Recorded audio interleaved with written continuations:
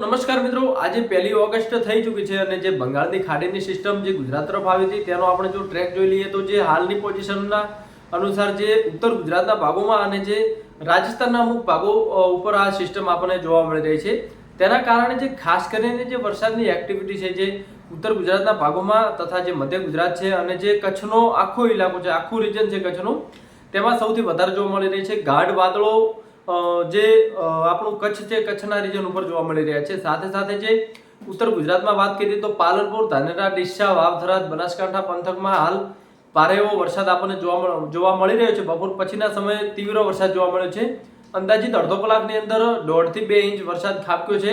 સાથે સાથે આપણે કાલે પણ કહ્યું હતું કે પવનની તીવ્રતા થોડી વધુ જોવા મળશે। તો આજે જે વિસ્તારમાં વરસાદ પડ્યો છે તેમાં પવનની મેક્સિમમ સ્પીડ 30 થી 35 કિમી પ્રતિ કલાકની જોવા મળી રહી છે। હવે મિત્રો વાત કરીએ કે આ સિસ્ટમની સક્રિયતા આપણને કેટલા દિવસ સુધી જોવા મળશે, તો આ 3 ઓગસ્ટ સુધી જે વરસાદની તીવ્રતા આપણને જોવા મળી શકે છે આખા સમગ્ર જે ઉત્તર ગુજરાત છે, કચ્છનું રીજન છે અને મધ્ય ગુજરાતના અમુક ભાગોમાં। પણ જે સૌરાષ્ટ્રનો વિસ્તાર છે, સૌરાષ્ટ્રના વિસ્તારમાં ધીરે ધીરે વરસાદની તીવ્રતા ઓછી થતી જશે। સાથે સાથે જે પૂર્વી ગુજરાત છે, દક્ષિણ ગુજરાતના ભાગો છે તેમાં વરસાદની તીવ્રતા ઘટતી જોવા મળશે, કારણ કે જેમ જેમ જે લો પ્રેશર સિસ્ટમ હતી જે આગળ તરફ જશે, રાજસ્થાન તરફ જશે, તેમ તેમ જે તે વિસ્તારોમાં વરસાદની તીવ્રતામાં બહુ ઘટાડો જોવા મળશે।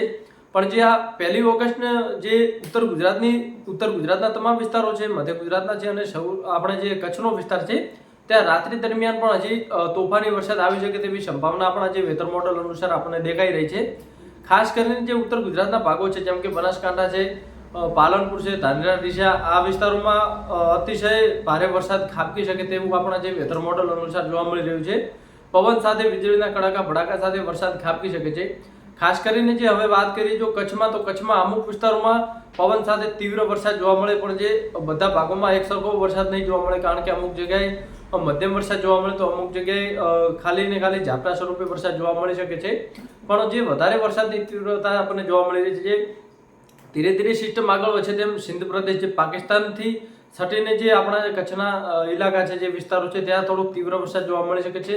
બાકી જે વાવથરાદ પંથક છે, જે આપણું રાજસ્થાનની બોર્ડર વિસ્તાર છે, તે ગુજરાતમાં પણ સારો વરસાદ ખાબકી શકે છે। હજી 2 દિવસ આ જે સિસ્ટમની સક્રિયતા આપણને ઉત્તર ગુજરાત અને કચ્છમાં જોવા મળી શકે છે, તો થોડીક સાવચેત રાખવા પણ વિનંતી। એનડીઆરએફની ઘણી ટીમો પણ તૈનાત કરવામાં આવેલ છે ગુજરાતમાં, જેથી કોઈ જાનહાનિ ન થાય તે માટે જે સરકારના પણ ઘણા પ્રયત્નો આપણને જોવા મળી રહ્યા છે। અને આ સિસ્ટમ હવે 2 દિવસ સુધી અસર કરશે, તે પછી જે સિસ્ટમ વીક પડી જશે, તેથી જે છૂટાછવાયા હળવા ઝાપટા પડી શકે છે અને પછી જે હવામાન છે જે ક્લિયર થઈ શકે છે।